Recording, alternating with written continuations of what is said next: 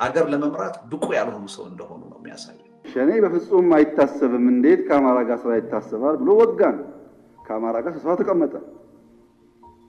እኛ ስንለው የነበረው መደመር በተግባር ነው ካልክ በኋላ ፋኖ እንዴት ሸኔን አትገሉትም እናንተ ራሱ ሸኔ ናችሁ አለን። የጠቅላይ ሚኒስትርነት ወንበር ነው። ስብሃትን ለምን ትፈታላችሁ ብሎ ጮኸ። ስብሃት ጋር ተቀመጠ። መደመር ይሄው ነው በቃ።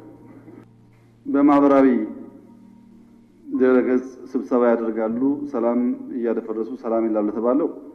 እኔ በተለየ መንገድ ነው የማየው። ባለፈው አመት በጣም ያስደሰተኝ የተቃዋሚዎቻችን እንቅስቃሴ በድረ ገጽ የነበረው ስብሰባ ነው። ምክንያቱም በአማርኛ መደመርን አንቀበልም ብለው መደመር ኢንአክሽን ስላሳዩ ማለት ነው። እኛ ያለው እኮ የኢትዮጵያን ጉዳይ ፋኖም ሸኔም ወያኔም ማንኛውም ሰው ይነጋገር ነው። በኢትዮጵያ ጉዳይ እንነጋገር፣ አብረን እንስራ ነው። ሸኔ በፍጹም አይታሰብም እንዴት ከአማራ ጋር ስራ ይታሰባል ብሎ ወጋን። ከአማራ ጋር ስብሰባ ተቀመጠ። ፋኖ እንዴት ሸኔን አትገሉትም እናንተ ራሱ ሸኔ ናችሁ አለን። ከሸኔ አውራ ጋር ተቀመጠ። ስብሃትን ለምን ትፈታላችሁ ብሎ ጮኸ። ስብሃት ጋር ተቀመጠ። መደመር ይሄው ነው በቃ ነው። እና ይሄንን ስብሰባ በጥሩ መንገድ ነው ያየሁት። መጠናከር አለበት። መደመር ኢንአክሽን ነው። እንደዚህ አይነት አራምባና ቆቦ ቢሰበሰብ የገረወይና ማዕት ውጤት ያመጣሉ ያላችሁ ነው። ድምጽ ብቻ ነው። ምክንያቱም መጀመሪያ የሚያግባባህ ነገር ያስፈልጋል። ኦሮሚያን ገነጥላለሁ ኢትዮጵያን ጠረንፋለሁ የሚል ኃይል በምን ቋንቋ ተግባብቶ እንደሚሰራ አላውቅም። የሚያግባባ ጉዳይ ካለ ግን መደመር መነጋገር ጥሩ ነገር ነው እና በቀና መንገድ ብናየው ከተቻለ ስብሰባውንም በድረ ገጽ እስከሆነ ድረስ ቢታገዝ ጥሩ ነው ለማለት ነው።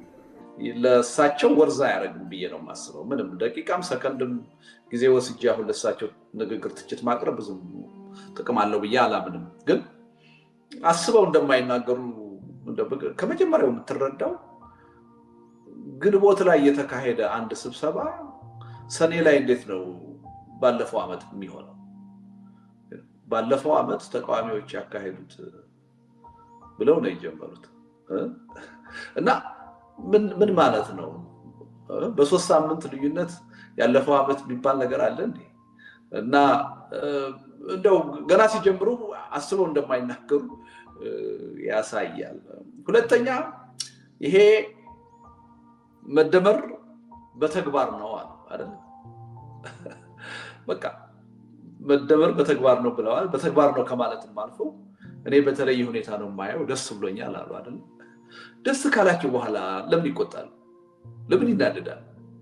ደስ ካለህ ትስቃለህ፣ ዘና ትላለህ እንጂ አትናደድም። እሳቸው ማይክሮ ሰከንድ አልቆዩም ንዴታቸውን ለማሳየት እና ያን እንቅስቃሴ ለመተቸት ማለት ነው። ደስ ብሎኛል ካልክ በኋላ እኛ ስንለው የነበረው መደመር በተግባር ነው ካልክ በኋላ ለምን ትተቸዋለህ? ከዛ በኋላ ለምን ትነቅፈዋለህ? ለምን ልሰድበው ትፈልጋለህ? ቀጥታ ወደ ስድብ ነው የሄዱት፣ ወደ ትችት ነው የሄዱት እና የሚናገሩትን የሚያውቁ ሰው አይደሉም። በአንድ አረፍተ ነገር ነው እርስ በርሳቸው የሚጋጩት። ሌላው ያነሷቸው ትችቶች አሉ። እነዚህ ሰዎች በስልት አይገናኙም፣ በአስተሳሰብ አይገናኙም፣ በርዕዮተ ዓለም አይገናኙም ምናምን ብለው ያነሱት ነገር አለ።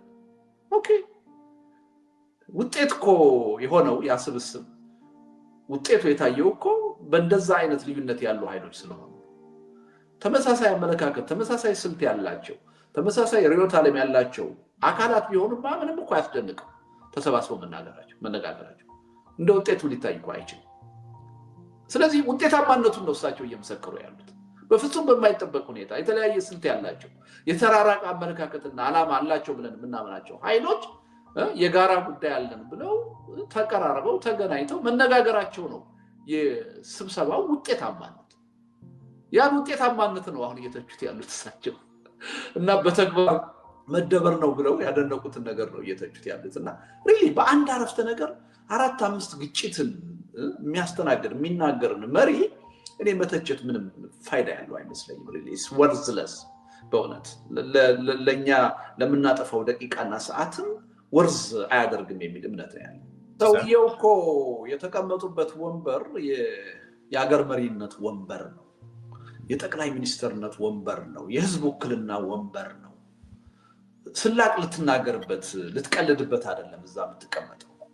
ስለዚህ የሰውየውን ትንሽነት ነው ይሄ የሚያሳየው። ራሱ አገር ለመምራት ብቁ ያልሆኑ ሰው እንደሆኑ ነው የሚያሳየው። ሲሪየስሊ ጉዳዩን አይተው የፖለቲካ መልስ መስጠት ያባት ነው፣ ተገቢ ነው። ወይም ትችትም ካላቸው ነቀፌታም ካላቸው ማቅረብ ይችላሉ፣ መብታቸው ነው።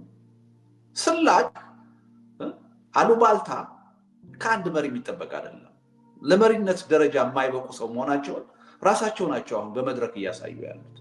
እና ለዚህም እኮ ነው እኔ ወርዛ ያደርግም የምልህ ስላቅ ስለሆነ ማሾፍ ቀልድ ስለሆነ እኮ እና ምንም በራሳቸው ላይ ነው እየመሰከሩ ያሉት እሳቸው። እና አዲስ ነገር አይደለም ለኔ ማለት ነው።